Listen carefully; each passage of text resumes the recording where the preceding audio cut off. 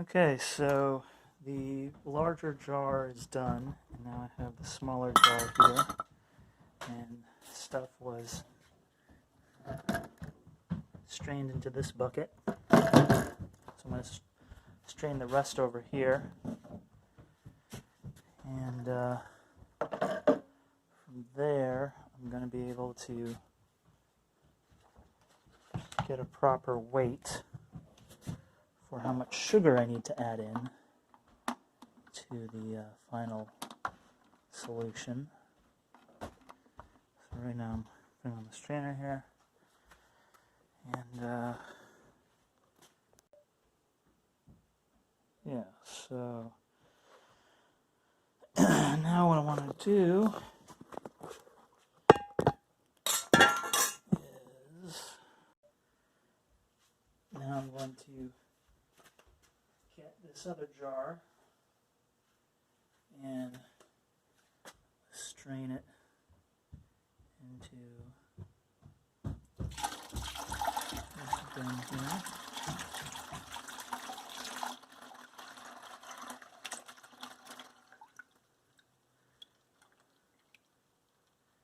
And I take my time because the mesh on this filter can handle but so much liquid, and I'll show you in a second that there's a little bit of whey material on top. Some bubblage that happens there makes kind of a thickness.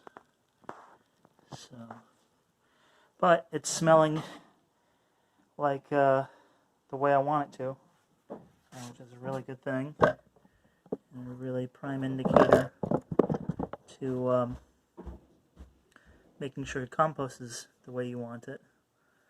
Basically it has like a sweet milk smell to it, a little bit like a rice water smell, and yeah. And I'm gonna do another weight here. So I have my total here, 3130, and then I subtracted the weight of the actual bucket, and now I'm going to do a tare,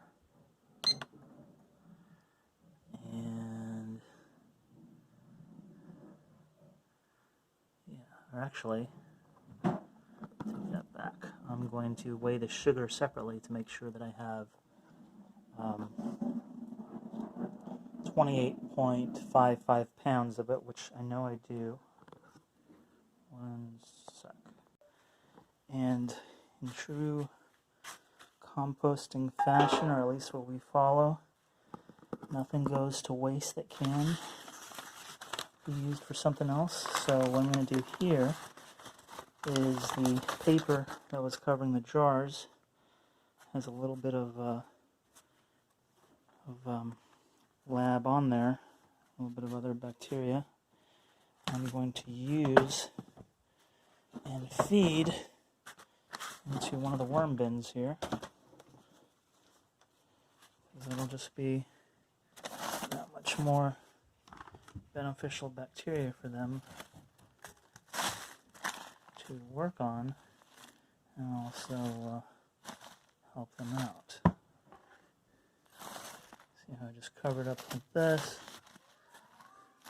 and then boom, everything's good.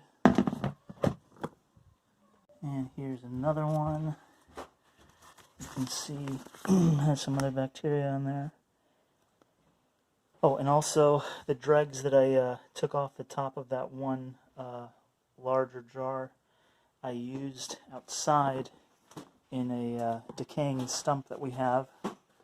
One more beneficial bacteria to throw into there to help the decomposition process for the whole thing. Oh, and here's